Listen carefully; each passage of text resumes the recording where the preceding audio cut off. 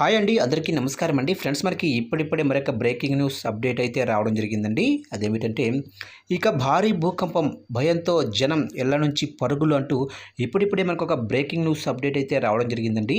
అయితే ఇందుకు సంబంధించిన పూర్తి వివరాలు అయితే మన వీడియోలో తెలుసుకుందామండి. ఎక్కడ ఏంటి అనేది వీడియో మాత్రం ఎక్కడ స్కిప్ చేయకుండా చూడండి ఫ్రెండ్స్. అప్పుడే మనకి పూర్తి సమాచారం అయితే తెలుస్తుంది. ఇక లేట్ చేయకుండా వివరాల్లోకి వెళ్ళిపోదాము. ఇక శుక్రవారం మయన్మార్ను భారీ భూకంపం కుదిపేసింది. దాదాపు 200 మంది మరణించారు. ఇక తాజాగా నేడు ఆఫ్ఘనిస్తాన్లో కూడా భూకంప ప్రకంపనలు సంభవించాయి. ప్రజలు తమ ఇళ్ల నుంచి బయటకు పరుగులు పెట్టారు. ఇక నేషనల్ సెంటర్ సిస్మాలజికల్ సెంటర్ ప్రకారం శనివారం ఉదయం 5:16 ఆఫ్ఘనిస్తాన్లో బలమైన భూకంపం సంభవించింది. ఈ భూకంప తీవ్రత రిక్టర్ స్కేలుపై 4.7గా నమోదైంది. ఈ భూకంప కేంద్రం కాబూల్ సమీపంలో ఉంది. ఆఫ్ఘనిస్తాన్తో పాటు పాకిస్తాన్లోని అనేక ప్రాంతాలలో కూడా భూకంపం ప్రభావం కనిపించింది.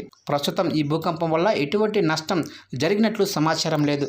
కానీ తెల్లవారుజామున సంభవించిన భూకంపం కారణంగా ప్రజల్లో భయోందోళన వాతావరణం నెలకొంది.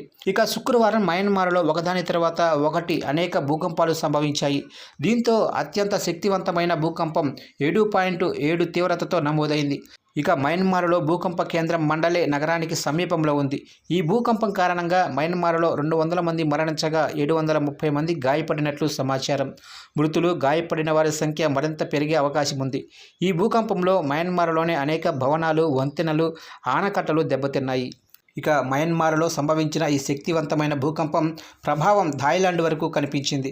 భూకంపం కారణంగా థాయిలాండ్ రాజధాని బ్యాంకాక్ కూడా చాలా నష్టపోయింది. ఇక్కడ నిర్మాణంలో ఉన్న భవనం కూలిపోయింది. దీని వీడియో సోషల్ మీడియాలో వైరల్ అవుతుంది. భూకంపం తర్వాత ప్రజలు ఎత్తైన భవనాల నుండి బయటకు వచ్చి వీధుల్లోకి వచ్చేశారు. బంగ్లాదేశ్, ఈశాన్య భారతంలోని అనేక రాష్ట్రాల్లో భూకంప ప్రకంపనలు సంభవించాయి. ఇక శుక్రవారం అర్ధరాత్రి మయన్మార్లో 4.2 తీవ్రతతో భూకంపం నమోదైంది.